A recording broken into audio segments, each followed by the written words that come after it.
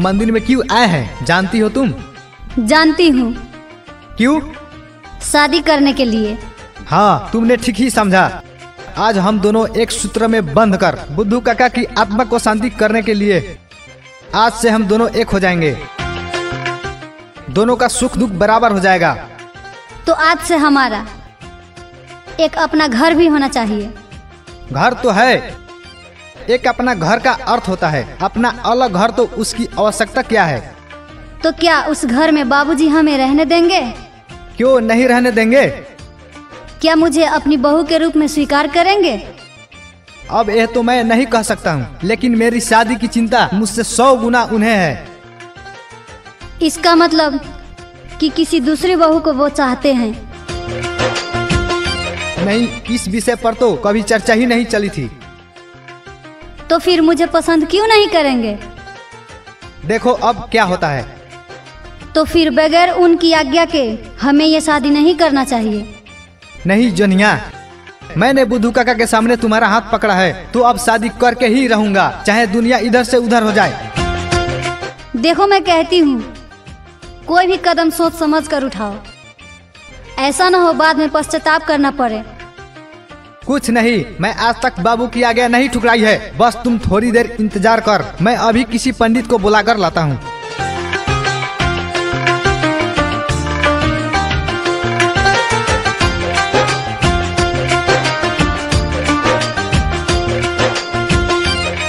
हे भोलेनाथ बाबा विश्वनाथ, अब तुम ही बताओ मैं क्या करूं? मैं तो एक तुच्छ नारी हूँ। भूत और भविष्य के बारे में सोचने की शक्ति मुझ में नहीं है। उचित और अनुचित का निर्णय तुम ही करो प्रभु। कुछ ऐसा उपाय करना प्रभु जिससे मेरा जीवन अंधकार में ना हो। बचपन से दुख झेल रही हूँ प्रभु, कम से कम अब तो सुख से दर्शन कराओ।